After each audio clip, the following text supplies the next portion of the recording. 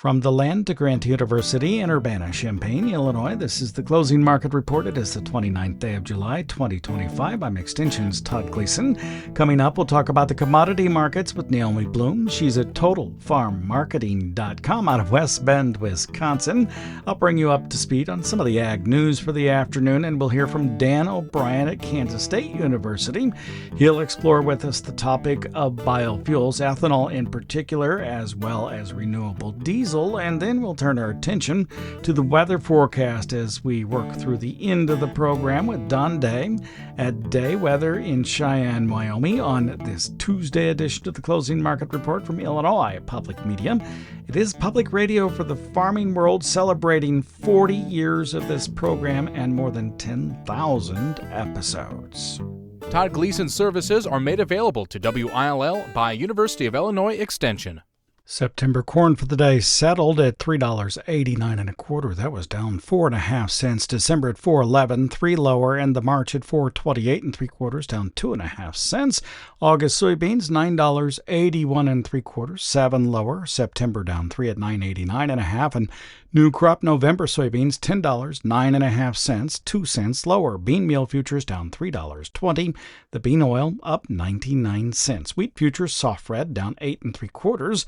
The settlement price at $5.50. The hard red at $5.39.5 in the December, down 7.25 Live cattle futures in Chicago at $1.67.5 higher. The feeder cattle $2.52.5 higher, and lean hogs up $2.15. That, of course, for 100 pounds. Naomi Blohm of TotalFarmMarketing.com out of West Bend, Wisconsin now joins us. Thank you, Naomi, for being with us. The northern part of the reaches of our listening area, and you would be above that, but still able to tune us in if you really wanted to listen to a lot of static. Had a lot of wind in the area last night from the storms. Did you see any of that in your part of Wisconsin? So where we are, no. We had no rain specifically where I live. But what I had heard was some of the damage that was in the northwest corner of Iowa with some corn down, some bins with damage as well. We're trying to understand how extensive that is. But, for other parts of the Midwest, it was just a nice regular summer thunderstorm. So that's why the market didn't really respond to any potential storm damage for the moment. Traders continue just to be focused overall on how big that crop really probably is overall. In the last week and going into the August 1 self-imposed deadline, the Trump administration has been announcing relatively often trade arrangements, agreements, frameworks. They were in Stockholm meeting with China. What do we know about things that have come out of there, if anything at all? Well, right now the rumor mill is suggesting that we're going to have another 90-day extension on our trade negotiations with China. So that is what came across from U.S. Treasury Secretary this afternoon. The markets overall, I think part of that might be priced into the market in a sense. Like that seems to be the mojo for these trade deals, just kind of extend deadlines, see what kind of trade deals can happen. For China, of course, that would allow them time to know where our U.S. crop is or isn't, and that might be part of the missing piece of their puzzle to know how aggressive they need to be on some of their sales. But President Trump would have to approve that, so we'll see if there's more information on that later this week.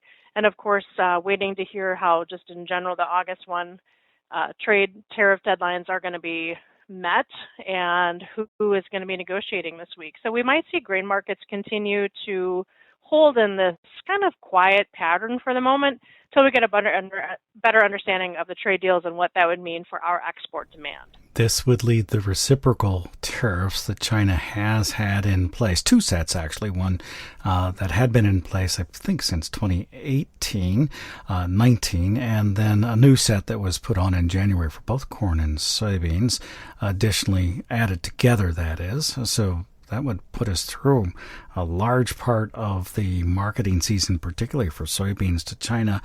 Do you think the trade will come to some realization of that? Should the news, as rumors, become news, that is?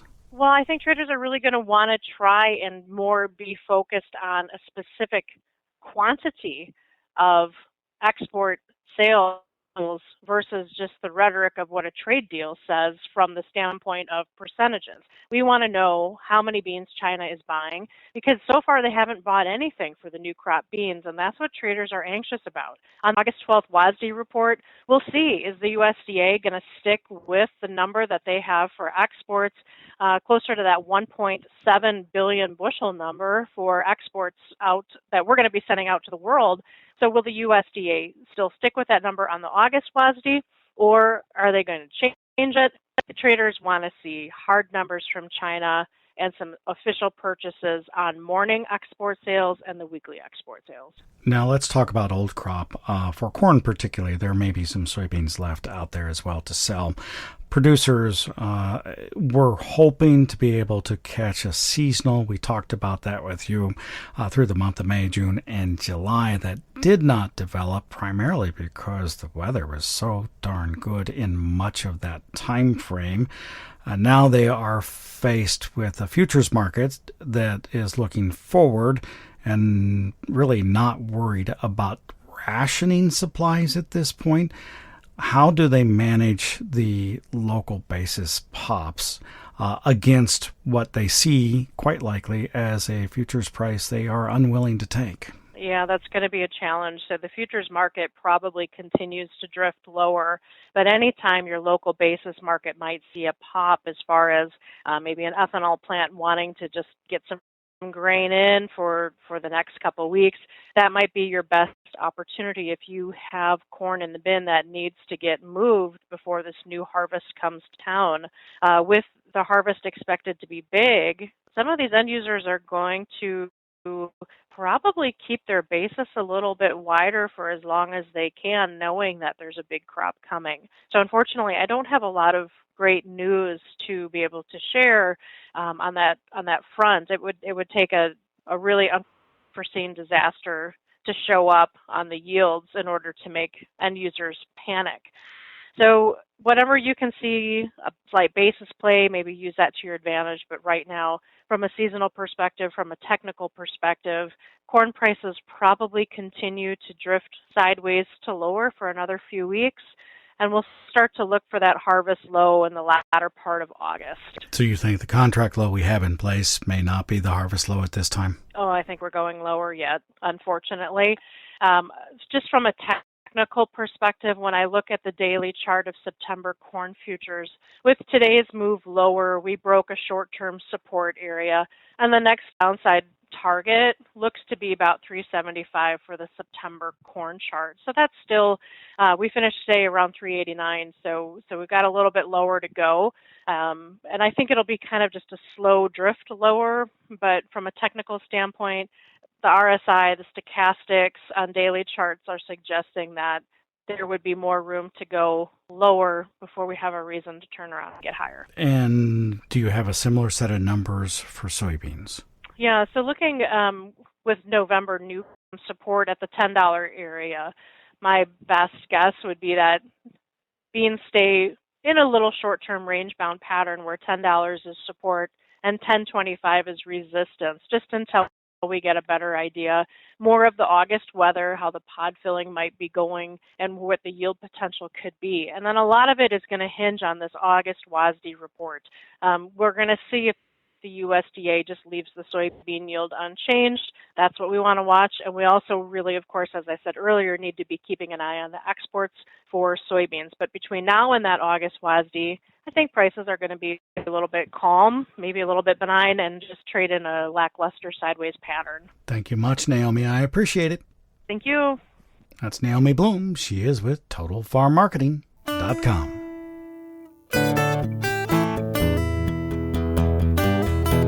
In today's agricultural news, House Ag Chair G.T. Thompson is vowing his panel will take up a correction to California's Proposition 12 that forces hog producers around the nation to meet that state's sow pen size standards.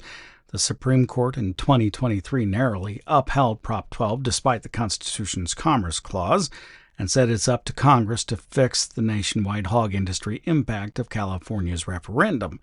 Thompson says his committee will try to do just that after including a fix in last year's stalled Farm Bill. This committee will consider a measured correction that preserves states' rights to control their internal agriculture practices, will protect interstate commerce, and preserve states' animal health regulations and laws. The National Pork Producers Council and others fought California all the way to the Supreme Court. Council VP and Ohio pork producer Patrick Hord told the Ag Committee, I am here to say that Prop 12 and an unmitigated regulatory patchwork threatens our farm. Prop 12 makes it a crime in California to sell uncooked whole pork meat from the offspring of sows that aren't raised according to the state's arbitrary housing standards. Standards that Hord complains raise costs for producers across the country, and the American Veterinarian Medical Association says do not objectively improve animal welfare. NPPC economist Holly Cook says producers need to sell to California's 40 million consumers, but now there's less profit in doing so.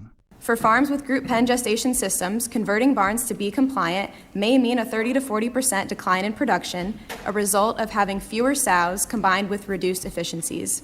Farms may also face higher average costs for utilities, veterinary care, labor, and feed, and they'll have to spread their fixed costs out over fewer weaned pigs produced. The same study by Iowa State and University of Minnesota found it would take premiums of $5 to $8 per pig to break even when funding new Prop 12 compliant barns. The USDA found retail pork prices in California are now up by more than 20%, and consumption is down by double digits. Let's stay with the Farm Bill. With more federal assistance available for specialty crop growers as of late, the importance of getting a new Farm Bill completed may have eased, but only by a little bit. Riley Bushu, vice president of the Northwest Horticulture Council, says for agriculture as a whole, a new Farm Bill is very important and shouldn't get put off any longer. There's been a lot of work done on getting at least a partial farm bill done, but nothing direct as it relates to specialty crops in terms of like direct payment programs like this. From our perspective, crop insurance is incredibly valuable for our growers, pretty widely utilized in our industry. And so maintaining that was a priority for us, making sure that those kind of risk management tools are available. But with all the economic challenges of late, Bushu says their focus has been more on what USDA can do to help growers right now. To my knowledge at this moment, USDA is kind of focused on getting the rest of the mask payments out, this disaster money out as rapidly as it can. So that's kind of front and center right now. As for the One Big Beautiful Bill Act and some of the Farm Bill related assistance it brought, Bushu says that was great to see. It's certainly good to get a good chunk of that done. We work with folks from the potato industry and others, actually, other specialty crop entities through a group called the Specialty Crop Farm Bill Alliance that pursues priorities for the specialty crop industry as a whole. Again, Riley Bushu is with the Northwest Horticulture Council. And that's a look at today's agricultural news.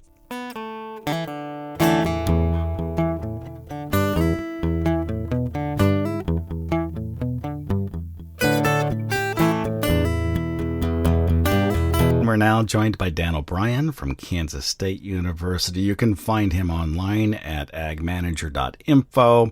And KSU Grains, thanks, Dan, for being with us today to talk about the ethanol and biodiesel industries. Let's start with a slide that you sent to me on ethanol prices. What does it tell you about this marketplace? Because, of course, it shows kind of a dramatic drop since the 2022 timeline. Does this mean something to you other than we had much higher corn prices in that era? But I think now when you look at where we're at, we're a somewhat stable industry. The renewable fuel standard hasn't changed for a while. We're aiming at about 15 billion, although 15 billion gallons annually of ethanol production, but generally pretty stable. So we've seen here since about 2024 that we're kind of bouncing around $1.75, $1.76, $1.80. So we're seeing a fairly stable ethanol market, and of course profitability or lack thereof is on the margin in that industry. So we're just as you look right now, we've got ethanol prices it's in Iowa, as kind of as a bellwether. Ethanol prices at about $1.63, and the cost of production with lower corn prices here especially the last few months is about $1.55. So you bring the price action that you're talking about into play with a little bit lower corn input costs, and you've got now a profit projected for July of about 8 cents a gallon for ethanol production. That's all with corn oil included on the sales. So that follows a time frame which it's consistent with the mature industry where we were losing from 1 to 16 cents a gallon for about 7-8 months prior to that. So and we could you and I were talking before we came on air about gosh, we're in the middle of summer driving season. You'd expect the possibility of something like this happening.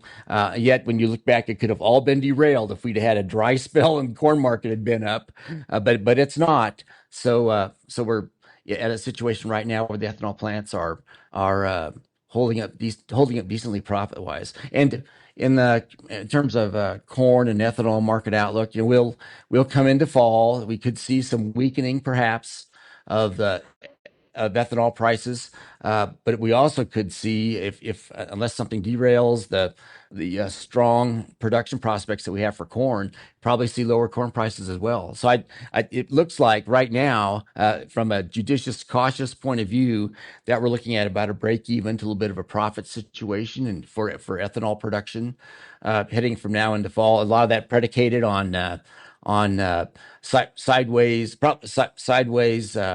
ethanol markets, sideways to a little bit weaker. And if anything, right now, again, unless we're surprised, moderately lower corn prices from this point on. So we'll see where all that goes. It's interesting when you break out where's the profitability coming in terms of the ethanol plant income stream. So here for the month of July so far, about $1.63 per gallon for ethanol costs. Distillers Grains actually contributes about 38 cents revenue per gallon by the time you divide that out over the units involved. Corn oil about 15 cents a gallon. That's interesting to see how that breaks out. Thank you for that. Is there anything else that we ought to take up in the biofuels sector? Another thing we'd mentioned before we came on air is that with the recent announcement by the EPA of their renewable fuel standard changes, again, not much change in ethanol at all, but quite a bit of improvement, quite a bit higher goals set for the use of biodiesel, and the USDA is reflecting that in the recent July 11th WASDE report. They put soybean crush, raised it to by 50 million bushels up to 2.54 billion. And, so over the last several years in the 23-24 marketing year, crushed about 2.285 billion. The next year, 24-25 marketing year, again, we'll start September 1 up to 2.42 billion. Now they're projecting 2.54 billion. Hey, Dan, thank you. That's Dan O'Brien. He is with Kansas State University Extension. You can find him online in X at KSU Grains, or you can check out agmanager.info. That's agmanager.info online.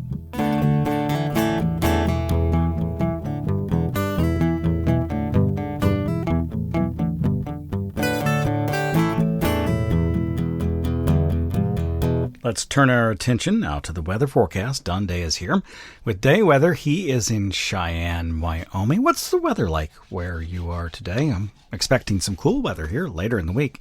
Is it working its way from the west to here or in some other directions? Yeah, no, part of that coolness is showing up, and it's forming in the form of a lot of clouds. A lot of subtropical moisture has started to come back up again, moving all the way from Central America and Mexico. And as we saw last night, quite a bit of severe weather across South Dakota, parts of Minnesota, Wisconsin, and Iowa.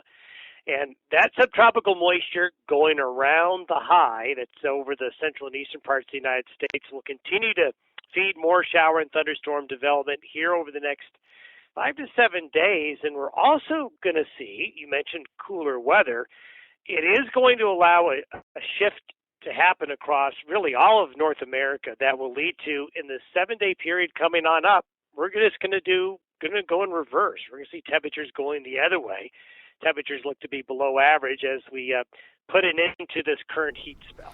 Speaking of the events that took place late yesterday afternoon and last night, were any of those of substantial enough problem that it created what the meteorologist would call a derecho? Yeah, it was a setup that causes derechos where we had more reports of wind damage than any other reports from straight line winds, winds gusting 80, 90 miles an hour. More wind reports of damage than, let's say, hail. We had 3 tornadoes. But the strong wind gusts kind of overshadowed the tornado activity. And we may very well see a similar situation for parts of Nebraska and western parts of Iowa tonight, as there will be a little bit of a repeat performance. Okay, looking forward, you talked about some of the cooler weather coming in. What do you see next week then? Well, what we'll see is, first of all, another round of shower and thunderstorm activity, especially for the northern and northwest areas of the Corn Belt. As the cooler air starts to settle in, as we get here to the end of the week and the weekend and into early next week, we still see rain chances, although I think we'll see a shift of the better rain chances more into the eastern and southern areas of the Corn Belt, as initially some of this cooler air will bring in some drier air as well. Anything else we should be watching? Let's keep an eye on the southeastern United States as we get out to around, let's say, the second week of August, maybe a little before then. We might very well see some tropical depression activity either in the southeastern coast of the United States or into the Gulf. Thank you very much, Don. Thank you. Don Day is with Day Weather in Cheyenne, Wyoming. Joined us on this Tuesday edition of the Closing Market Report from Illinois Public Media. It is public radio for the farming world. Some things to keep track of in our calendar of events, and this first one you'll also find on the website in the articles list. The Empowering Soybean Producers webinar is tomorrow. It starts at 9 a.m., runs through the noon hour. You can still sign up for it today, or at least earlier this morning you could, and I'm sure you still can at this point.